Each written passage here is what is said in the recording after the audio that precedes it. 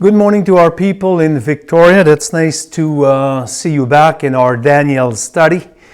So I sure hope that you had a good summer, difficult as it was, and now the choice has been made at this point, so we will carry on our study of the book of Daniel and Revelation so far, unless indicated otherwise, like I mentioned in an email to you. We will carry on in this capacity and so on. As you can see, we are experiencing a little bit of a testing of equipment, a little bit more light, I think, will be provided. And also, the TV screen will serve as a PowerPoint. I think it's going to be easy to maneuver.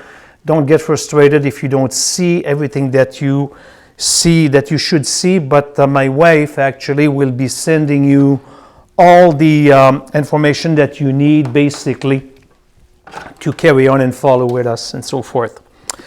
So welcome back. When we left in the month of May, if I am not mistaken, we left in chapter 7. Then we waited to embark into chapter 8 for some reason and so forth, just to allow us to carry on faithfully with our book.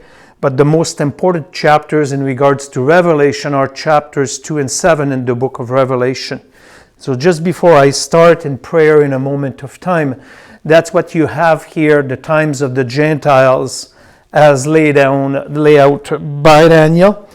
So as you remember, as a means of review, I cannot review everything that needs to be reviewed at that point. We have the Babylonian Empire, the Medo-Persian Empire, and the Hellenistic Empire. And on your chart, you have the year of this. Now, what Olga and I did, we magnified, we made bigger the imperialism, which goes to the United States, which was basically Rome. The imperialism is not Rome in totality.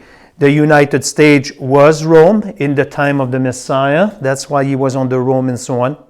The two-division stage, the East and West balance of power, that's where we are at right now in the course of history. It's still work destined to collapse and lay down the pavement, which is already going well for the one world government stage here. And then after the one world government stage, we will get into the 10-division stage by 10 kings and so on. Then there will be the Antichrist stage at the midpoint of the Great Tribulation, still future, and then the Messianic kingdom will be established at that time. So this is your best review. Of course, it would be good if you can review all these things, as we move on. So just to be at the right place. I would like at this point to invite you to turn into the book of Daniel chapter 8. Daniel chapter 8. On your outlines, I forget my outlines right now. You have, let me get my outlines, I'm sorry.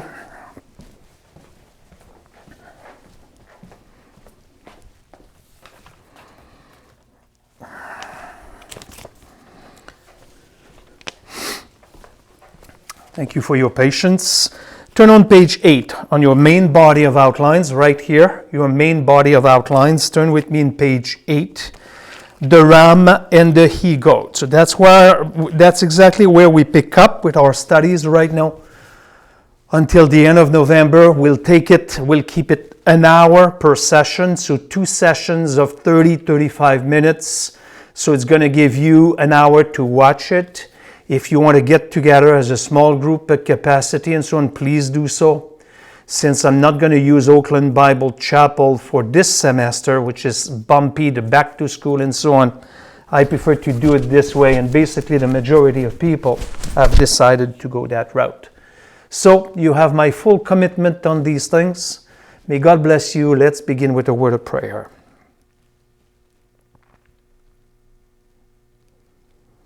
Gracious Father, thank you for your grace and what you are doing in this world.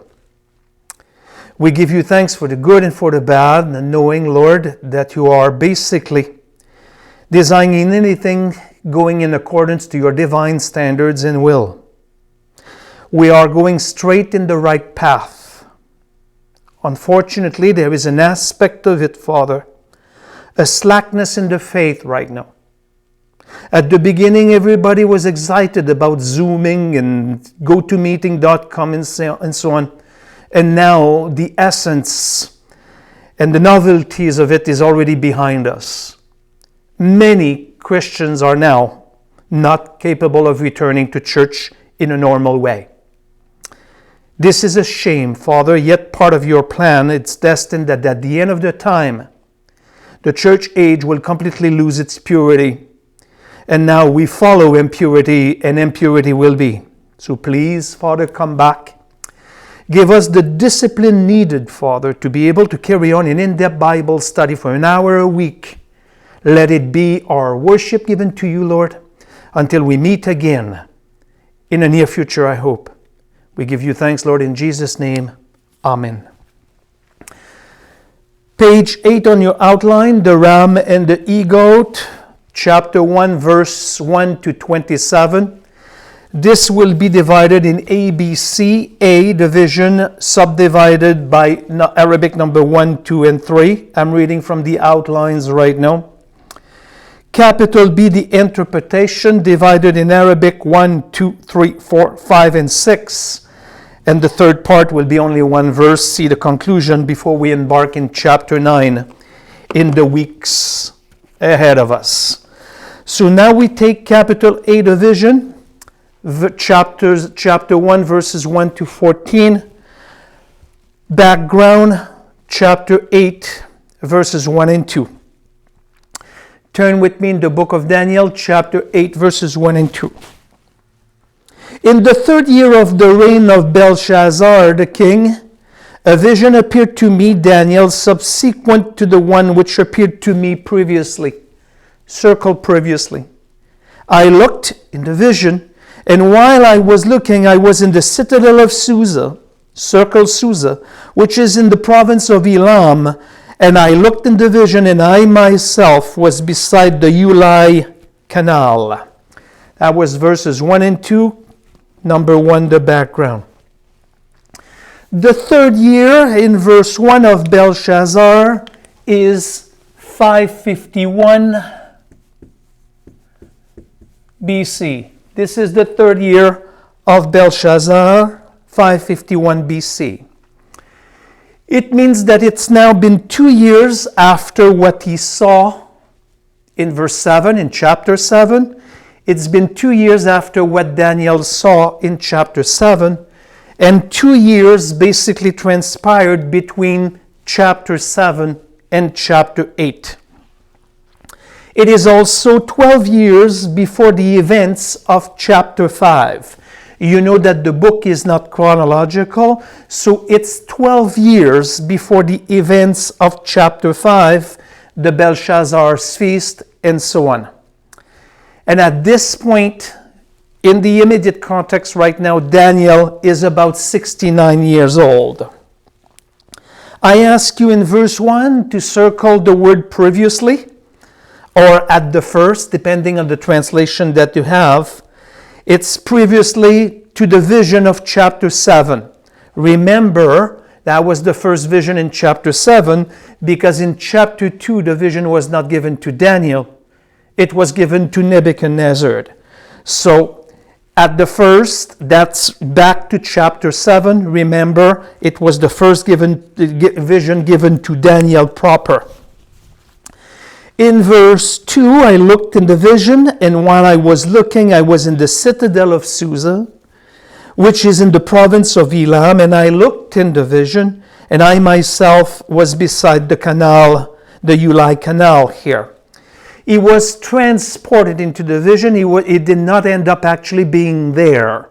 Daniel was at that point transported into the vision. He was far away, transported far away from Babylonia. Susa, that's the palace in Shushan. It ended up being 230 miles east of Babylon, and 100 miles north of the Persian Gulf. So in vision is far away, basically from Babylon. In 551 BC,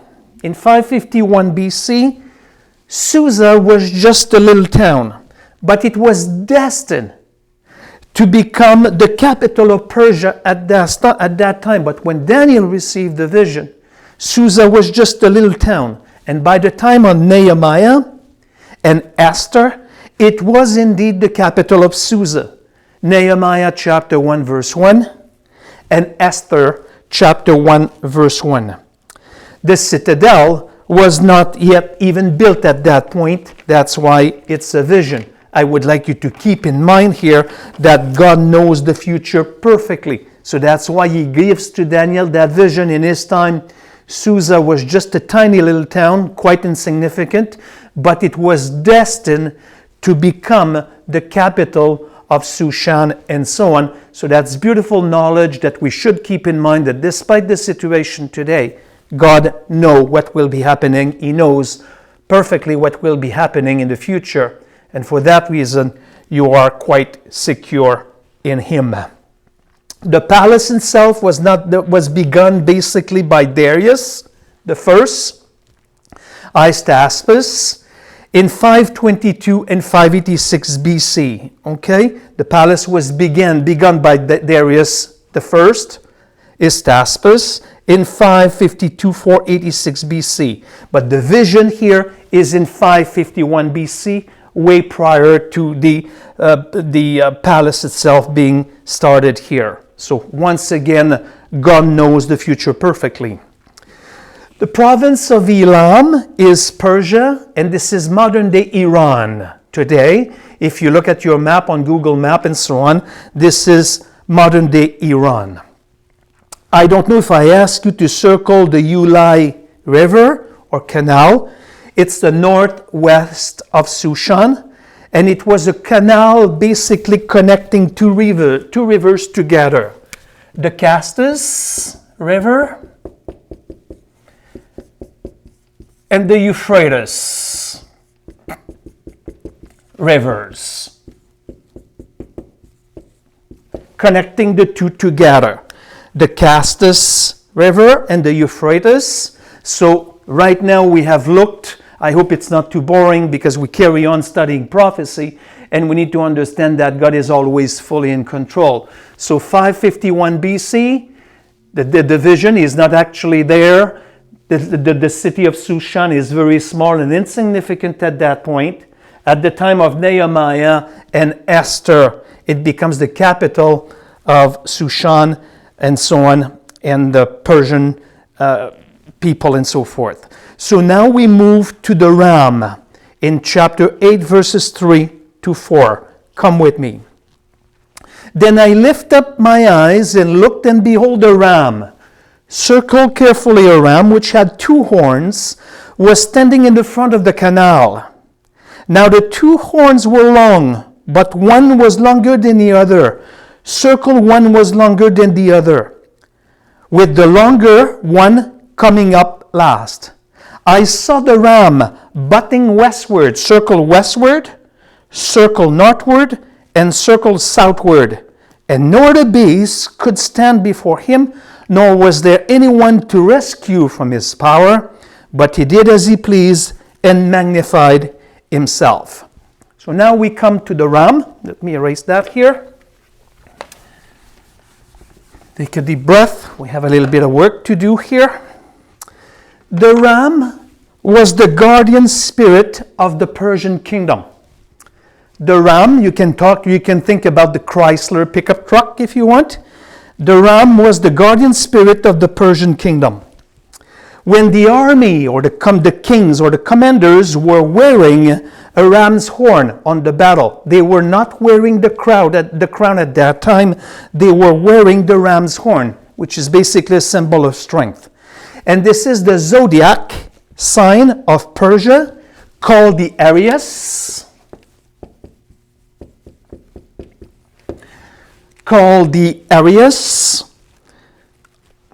Basically, it's from the ram. That's the symbol of it, like this. When you look at the pickup truck, you know exactly what I'm talking about, and all these things here, type of thing. The ram here, in the form of a ram. So this ram here represents the Medo-Persian Empire. Go to verse 20 for a quick second. In verse 20 of the same chapter 8 here, look at verse 20. The ram, which you saw with the two horns, represents the king of Medo and Persia. So it is clear by the scriptures that the ram represents the kingdom of Medo-Persia. Both horns were high. Both of them were high. Why? Because both Medo-Persian were powerful kingdoms, but one was higher than the other because the Persians here were more powerful than the Medes. Okay? There is one horn that is higher than the other simply because the Persians were stronger than the Medes. But the higher came up last. I explained to you one right now. Before Cyrus the Persian ever came to power, Media had already been a major kingdom, a major power. In fact, 100 years earlier, in 612 BC, it was Media that helped Babylon to conquer the Assyrian Empire. So with the story of the ram here, we have a further development of some previous revelation in Daniel regarding the second Gentile empire, the Medo-Persian right here. So we have further development, the Medo-Persian, further details here. So we have further details on the chest and the arms of silver of Daniel chapter 2. And we have further development on the lopsided bear of chapter 7. I don't know if you remember these things. The arm, the chest and the arms was made of made of silver. So it represented the Medo-Persian Empire, and the bear that is lopsided, meaning stronger on one side. So we obtain right now further information concerning these things. Let's go to verse 4. I saw the ram butting westward, northward, and southward. Nor the beast could stand before him, nor was there anyone to rescue from his power, but he did as he pleased and magnified himself. Here, beloved, we have a description of the action of this ram, what it did do, and expanded in only 3 directions, not all directions here. Westward, when we go in history, Medo-Persia went west to Babylon, Syria, and Asia Minor. Babylon, westward, Syria, and Asia Minor, which is modern-day Turkey. It went northward to the Caspian Sea, Caspian, Armenian, and Scythia. Scythia. You can spell it if you want to, Scythia, S-K-Y-T-A, or S-C-Y-T-H-A. S-C-Y. Thea. This one is wrong here. I'm sorry about that. Scythia. All right, so that's the direction for northward. And then southward, this one is easy, Egypt and Ethiopia. There is no mention in this verse about the east here because it did no significant conquest eastward. In verse 4b, there to receive no one to rescue from his power, but he did as he pleased and magnified himself here. Due to the divine grant, no beasts could stand before him. Before this ram here, Medo-Persia, none can deliver out of his hand here. Leading to 2 results in 4c. He did as he pleased for the ram, Medo-Persia. And number 2, it magnified himself. It grew, Medo-Persian Empire, to a great empire status. So just to stop right there, so we have more information concerning the Medo-Persian Empire. So the ram corresponds here to the Medo-Persian Empire here. So as in Daniel chapters 2 and 7, It pointed out that every Gentile empire is allowed a certain amount of time by God here. Then God finishes their dominion and gives it to another. And this situation has not changed. God is in charge. He allows now the Eastern power to go to an extent.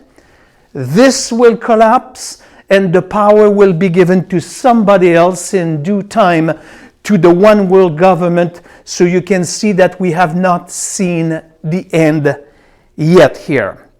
So we can move on now to number 3, the he-goat, from verses 5 to 14. Visualize your passage. Chapter 8, 5 to 14. Have a visualize your passage, please. It's subdivided by parenthetical small a, the appearance, the destruction of the ram, the division of the 4 horns, and the little horn. Let me see what I have on the slide that might help. The end is the 4 people. Okay, I will come back to that in a moment of time here. Okay, number 3, the he-goat, small a, the appearance, verse 5. While I was observing, behold, a male goat was coming from the west, circle the west and male goat, over the surface of the whole earth, without touching the ground. And the goat had a conspicuous horn between his eyes. In verse 5, Daniel sees a male goat, and goat is the zodiac sign for Greece. The goat is the zodiac sign for Greece, called the Capricorn. In chapter 8, he reverts back to the Hebrew language, and in Hebrew, literally that phrase reads here, the buck of the goats. The buck of the goats. And west here, it came from there, it came from the west, because Macedonia and Greece, which were united under Alexander the Great here, while he came conquering Persia, he came from the west. So here it's Alexander the Great here from the kingdom of Greece and Macedonia. So basically he came to conquer Media Persia from the west. And Macedonia and Greece are both actually located west of Persia. Verse 5 as well. Again, verse 5. The whole herd without touching the ground here. He conquers the whole herd. That's the divine grant. Although he did not do it, he did not take it, but he could. And in verse 5, the word here may also means land here. When it says the whole world, it may means land, and it may mean that God gave authority to the he-goat to conquer the whole land of Persia. And that much Alexander the Great did. How about the expression without touching the ground here? The emphasis is on speed. The emphasis here is on speed. Alexander the Great was known for being very swift in conquest here. The conspicuous horn emphasizes on its height, the height of the horn, and it was high, easily seen, prominent, and such was Alexander the Great. And in Hebrew, the expression is the horn of vision, meaning easy to see. The he-goat here represent the third Gentile empire. The he-goat here represent the third Gentile empire. I don't know if it's big enough for you to see. It represents the Hellenistic empire. That's what it represents here.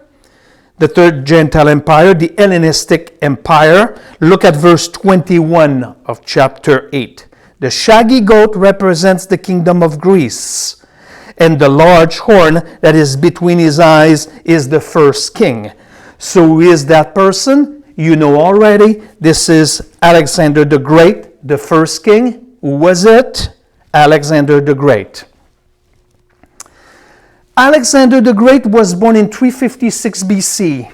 He was born in 356 BC, to give you a little bit of background here. His father was King Philip of Macedon, Macedon. Alexander had a private tutor who is now famous. His name is Aristotle.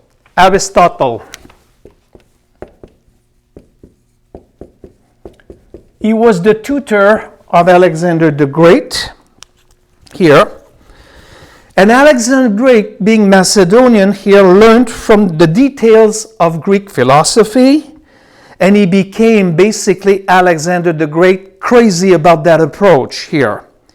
He had the great desire here to spread the Greek philosophy, the Greek culture, the Greek language throughout the whole world. So that's why basically that was the desire of Alexander the Great, falling in love with the Greek philosophy. And it was Philip, his father, who united Greece and Macedonia. And he wanted to fight Persia, but then he was murdered. So it was the father of Philip who united Greece and Macedonia, and he always wanted to fight Persia, but then he was murdered.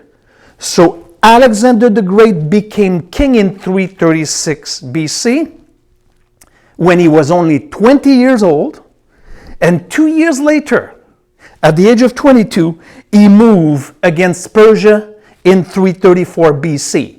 So basically, he became king in 336. I'm talking about Alexander the Great. And in 234 BC, at the age of 22, he is the one moving against the Medo-Persia and so on. So the story of the he-goat here is also a further development of the previous revelation in Daniel. It furthers basically the belly and the thighs of brass here in chapter 2, and the four wings and the four-headed leopard in chapter 7. He gives further details of these things. Small b, the destruction of the ram. We have time to take this. Lowercase b, the destruction of the ram, verses 6 and 7 of chapter 8. And he came up to the ram that had two horns, which I had seen standing in front of the canal, and rushed at him in his mighty wrath. Circle mighty wrath. I saw him come beside the ram, and he was enraged at him, and he struck the ram and shattered his two horns, and the ram had no strength to withstand him. So he hurled him to the ground and trampled him, and there was none to rescue the ram from his power. Let's finish that first session. In 5 minutes after that, I'm going to take a small pause and come back with session number 2 here. That's the destruction of the ram, which is Medo-Persian, okay? The empire, the Medo-Persian Empire, by the he-goat. The he-goat is Alexander the Great. I sure hope that you follow me right now. It comes in stages. In verse 6, the he-goat approached the ram. The he-goat, Hellenistic, approached the ram, Medo-Persia. Okay? When Alex began his conquest, Alexander the Great, against Medo-Persia, he had 35,000 troops here. And with this, he entered Persian territory, and he crossed what we call the Hellespont. He crossed the Hellespont,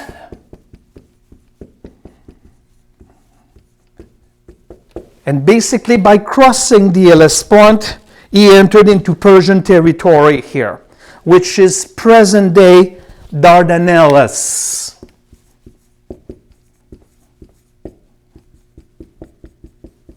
Present-day Dardanelles, if you Google these things, Hellespont basically means a sea point. That's why en français, a bridge, we call it un pont. Hellespont type of thing. And in verse 6 also, I ask you to circle the mighty wrath. It's a Greek anger because previously previous Persian invasions against the Greek occurred 100 years ago with the person Xerxes.